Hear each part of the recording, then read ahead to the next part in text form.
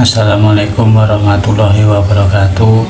Halo teman-teman, kembali lagi dengan saya Pangat. Di sini saya akan menceritakan sebuah pengalaman saya waktu saya terkena asam lambung GERD anxiety psikosomatik, dan di sini saya akan menceritakan murni berdasarkan pengalaman saya dan yang saya rasakan saat terkena asam lambung GERD anxiety psikosomatik. Nah, di sini saya akan membahas aktivitas untuk pemulihan teman-teman. Apa saja aktivitas pemulihan yang saya alami waktu saya itu bisa bangkit terkena asam lambung GERD anxiety psikosomatik, dan alhamdulillah sekarang bisa sembuh, bisa beraktivitas kembali, dan saya sekarang bisa sembuh total teman-teman, jangka waktu 4 bulan.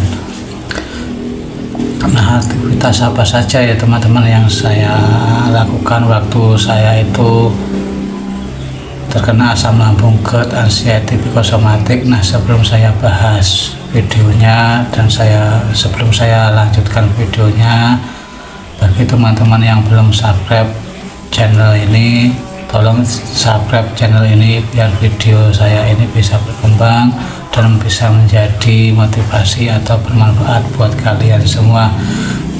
Nah, begini teman-teman, orang yang terkena asam lambung GERD anxiety psikosomatik itu otomatis kita itu selalu berpikiran kapan kita sembuh, kapan kita terbebas dari asam lambung GERD anxiety psikosomatik. Namun ketika kita itu tidak berusaha, ketika kita itu tidak konsisten, maka penyembuhannya pun akan lama. Karena apa teman-teman? Karena saya mengalaminya sendiri, dan saya melihat mencontoh orang-orang yang di luar sana itu tidak konsistennya itu kurang, dan akhirnya apa? Akhirnya membuat kita itu lama teman-teman sembuhnya. Nah, begitulah teman-teman. Maka dari itu saya di sini akan menjelaskan aktivitas untuk pemulihan asam lambung GERD anxiety psikosomatik. Ini murni berdasarkan pengalaman saya yang saya alami waktu dulu terkena asam lambung GERD anxiety psikosomatik teman-teman. Nah, apa saja aktivitas-aktivitas yang saya lakukan waktu itu teman-teman? Nah, yang waktu itu dulu saya di awal terkena itu ya terpuruk juga teman-teman, terpuruk banget. Hanya bisa berbaring, hanya bisa duduk, merenungi sensasi, merasa-rasa sensasi. Sebenarnya sih bukan hanya bisanya berbaring teman-teman, tapi karena ketakutan akan sensasi-sensasi yang muncul. Bahkan sensasi fisikis itu yang selalu menghantui saya teman-teman, itu yang sangat dahsyat, sensasi fisikis, takut kematian teman-teman. Nah, disitulah teman-teman kenapa saya, mungkin ya teman-teman juga merasakan waktu terpuruk-puruknya gimana, di awal-awal terkena itu rasanya gimana. Nah, itu teman-teman, di sini saya akan menjelaskan pengalaman saya teman-teman ya. Ya, terutama kita aktivitas di awal-awal itu memang berat teman-teman, memang berat. Saya rasakan itu memang berat di awal itu. Kayaknya itu kita beraktivitas seminggu saja kita itu kayak tidak ada hasilnya teman-teman. Nah, maka itu kadang kita itu hampir putus asa teman-teman. Nah, saya maklumi teman-teman, saya dulu juga begitu. Nah, di awal-awal memang berat. Nah, di awal-awal saya hanya berjalan-jalan teman-teman, berjalan-jalan di halaman rumah, entah itu dalam rumah. Intinya itu saya buat bergerak teman-teman. Nanti setelah berjalan-jalan di halaman rumah itu, setiap pagi itu saya jam 6 itu bangun teman-teman. Jam 5 itu sebenarnya sudah bangun, sudah habis sholat itu saya hanya duduk di kamar minum air hangat. Nah, setelah jam 6 atau setengah 6 itu saya keluar, usahakan saya keluar, berani tidak berani saya harus keluar, itu jalan-jalan teman-teman. Hanya jalan-jalan ringan di halaman rumah itu, ya keliling-keliling halaman rumah itu, bolak-balik itu teman. Nah, di situ saya latih teman-teman, memang saya latih, dan akhirnya selama kurang lebih 10 hari itu membuahkan hasil. Mental saya pun itu sudah mulai membaik, itu ada perubahan meskipun belum membaik 50%, tapi sedikit ada perubahan teman-teman. sensasi saya itu sedikit berkurang, tuh sensasi fisik teman-teman. Nah, dan yang seterusnya itu saya buat nyapu-nyapu teman-teman. Setelah saya buat jalan-jalan itu buat nyapu-nyapu halaman rumah. Nah, halaman rumah itu kan di sini dekat dengan pepohonan, jadi setiap pagi itu halaman rumah itu selalu kotor dengan dedaunan teman-teman. Akhirnya saya buat nyapu-nyapu, buat bergerak lah teman-teman, sambil jalan-jalan sambil nyapu-nyapu. Setengah jam mungkin saya selesai nyapu, dan akhirnya tuh nyapu saya itu saya teruskan sampai sekarang menjadi kebiasaan teman-teman, dan saya pun sudah sembuh. Tapi setiap pagi menjadi kebiasaan saya, sekarang menjadi aktif, setiap pagi saya nyapu. Nah, dan buat jalan-jalan ke kebun teman-teman, waktu itu saya buat jalan-jalan ke kebun. Setelah nyapu-nyapu, saya memberanikan diri untuk jalan-jalan ke kebun teman-teman.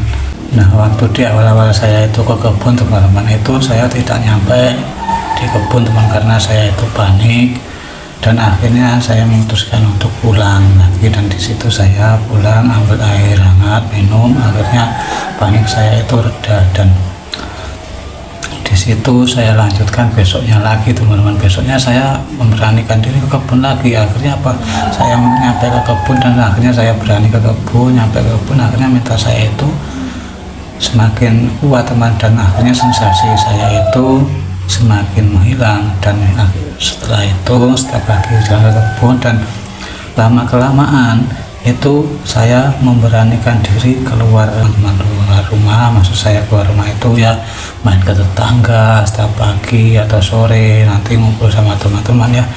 Meskipun di awal-awal sangat ragu teman-teman, itu ragu banget saya itu memberanikan diri saya itu untuk keluar rumah, main ke rumah tetangga, entah itu ke rumah tetangga sebelah maupun tetangga jauh. Itu saya memberanikan diri jalan kaki.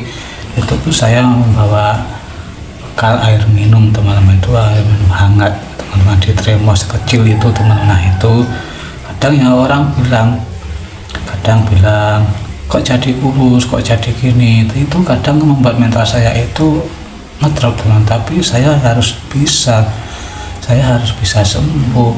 Kalau saya intinya itu mendengarkan omongan orang, nanti saya akan panik dan akan cemas. Akhirnya asam lambung saya naik lagi, akhirnya saya tidak sembuh-sembuh. Akhirnya saya masa bodoh dengan omongan orang, entah itu omongan orang apapun, kayak tentang kematian, kayak tentang penyakit, tentang apa, saya masa bodoh.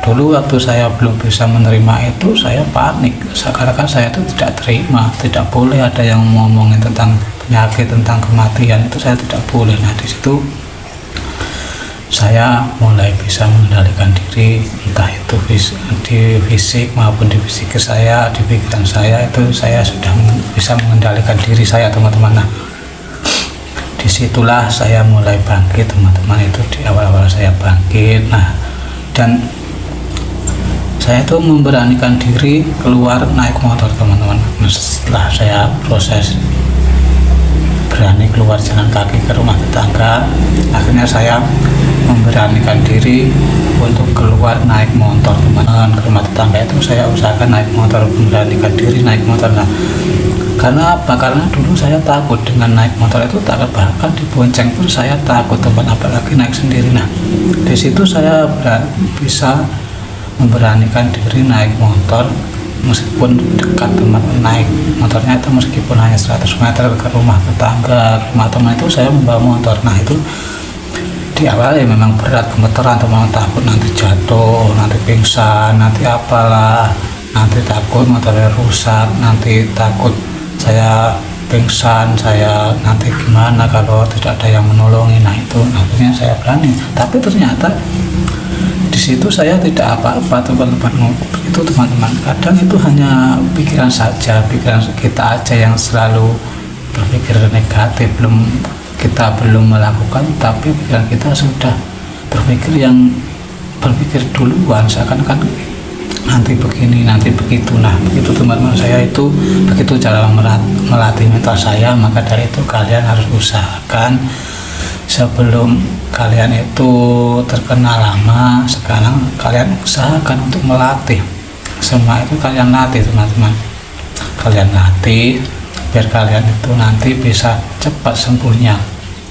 Dan nanti kalau kalian sudah latih dan kalian sudah bisa memberanikan diri, akhirnya apa? Kalian itu semakin cepat sembuhnya.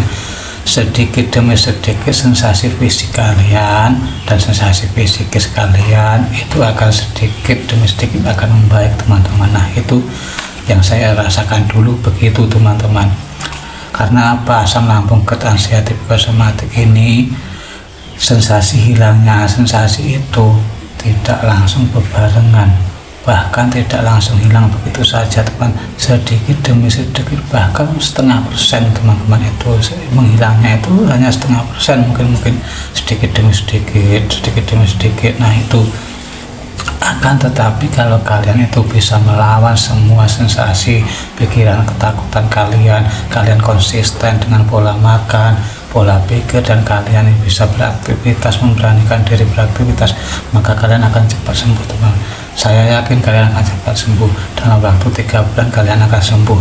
Akan tetapi kalau kalian hanya berdiam diri dan hanya berdiam diri di kamar, bahkan hanya meratapi sensasi-sensasi yang muncul, hanya berdiam diri kapan sembuhnya, kapan saya sehatnya, kapan saya bisa beraktivitas kembali, kalian tidak akan pernah sembuh teman-teman. Karena apa?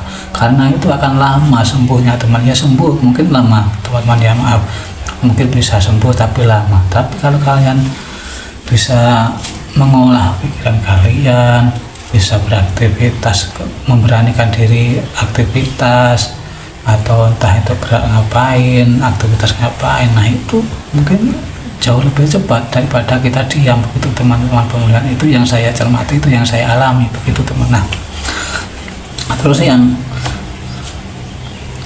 terakhir teman-teman, ini yang terakhir, pengalaman saya yang terakhir itu saya memberanikan diri jalan-jalan ke tempat wisata, ke tempat keramaian teman-teman. Nah, di situ saya mulai memberanikan diri ke tempat wisata, tapi itu ditemani teman-teman, saya tidak sendiri, saya ditemani calon istri saya. Itu waktu itu ditemani sama calon istri saya itu dilatih, mental saya itu dilatih karena dia sedikit paham sih tentang asam lambung GERD anxiety psikosomatik ini. Akhirnya apa?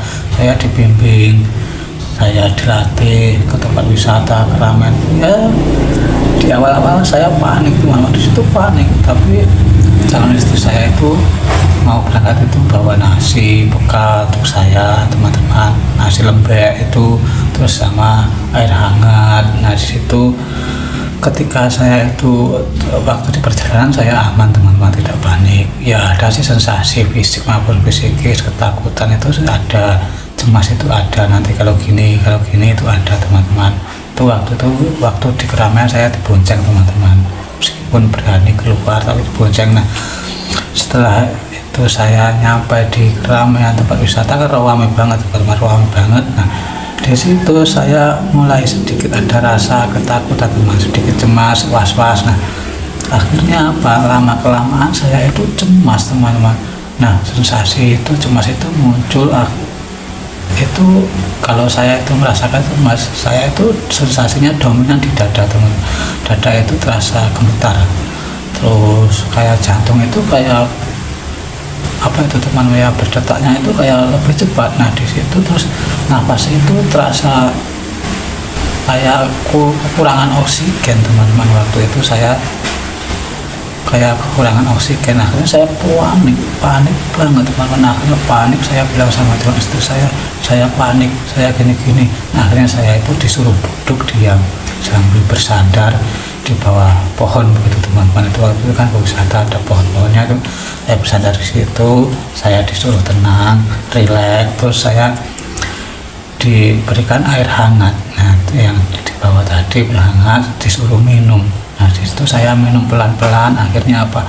Akhirnya saya itu ya selang, kalau tidak salah itu setengah jam itu saya reda teman-teman. panik saya itu reda. Akhirnya saya melanjutkan aktivitas jalan-jalannya lagi teman-teman, dan di situ saya disuruh makan biar apa itu kepanikan saya itu cepat menghilang. Nah, akhirnya saya makan. Nah, tapi itu waktu itu masih lembek teman-teman, saya itu masih lembek. Kadang itu saya blender. Nanti itu saya melanjutkan jalan-jalan di situ. Nah, itulah teman-teman cara saya melatih mental saya biar saya itu bisa cepat sembuh, biar saya itu bisa cepat beraktivitas dan bisa cepat pemulihan saya. Itu yang saya lakukan waktu itu. Dan di sini saya mau bilang tidak cukup dengan itu teman-teman. Karena apa? Asam lambung, GERD, anxiety psikosomatik ini dominan ke pikiran teman-teman. Mungkin banyak orang mengalami di pikiran teman-teman. Itu enggak cuma saya saja teman-teman, itu tetangga saya ada yang terkena, teman saya juga ada. Itu ketakutan, pikirannya itu ketakutan, bahkan takut kematian teman-teman waktu itu. Nah, di situ saya juga begitu. Nah, maka dari itu latihlah untuk menghilangkan sensasi, entah itu fisik mau psikis teman-teman. Karena apa? Kalau kita tidak berusaha, kita tidak akan bisa sembuh teman-teman. Contoh, kalau kita ingin punya uang, kalau kita tidak bekerja, kapan kita punya uang? Kita tidak akan pernah punya uang teman-teman. Kalau hanya kita itu hanya berdiam diri mengharap ada yang memberi, itu akan lama. Nanti ya mungkin ada yang memberi kita uang, tapi akan butuh waktu lama.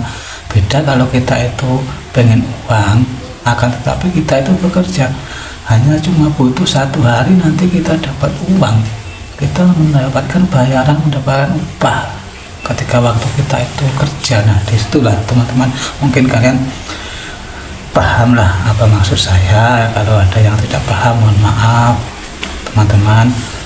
Dan di sini hanya saya menjelaskan caranya teman-teman. Kadang sensasinya itu kita itu tidak sama, bahkan durasi penyembuhannya pun kadang tidak sama teman-teman. Ada yang lebih cepat, ada yang lebih lambat, karena mungkin faktor kita itu kurang paham, kurang mengerti tentang menangani ini. Mungkin kan kadang ada yang hanya diobati di fisik. Nah, kadang padahal orang yang terkena GERD, anxiety psikosomatik ini ya teman-teman, itu penyebab besarnya adalah faktor pikiran teman-teman.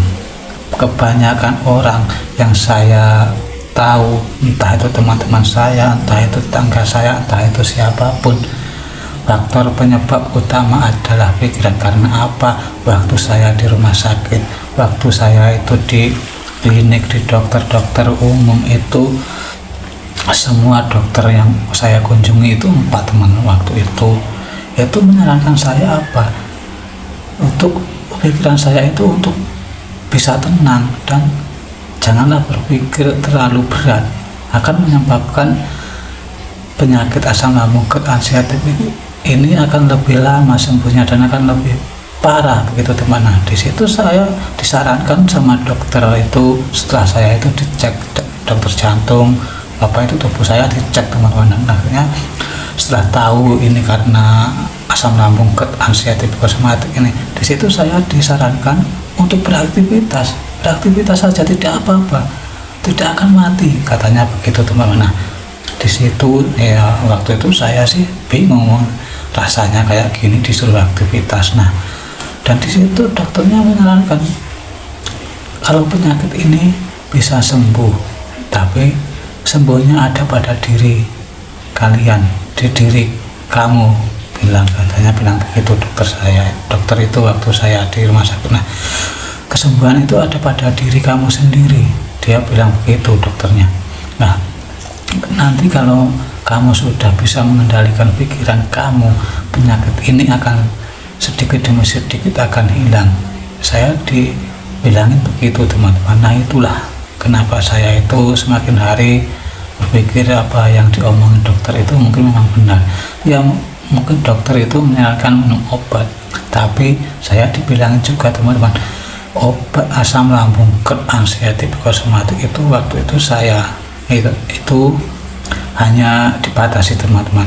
Itu kalau tidak salah 3 kontrolan itu saya sudah tidak boleh minum itu lagi, itu sudah tidak boleh dikonsumsi teman, karena mengonsumsi obat jangka panjang itu pun juga tidak baik, bahkan katanya itu malah akan merusak lambung kita teman-temannya. Itu makanya ada itu dokter saya itu waktu di rumah sakit menyarankan entah itu minum herbal atau minuman apa, terutama pada pikiran kita kalau bisa tenang mungkin akan cepat sembuh. Nah di situ saya sembuh dalam jangka waktu 4 bulan. Akhirnya saya terapkan, memang benar teman-teman, saya sembuh dalam jangka waktu 4 bulan.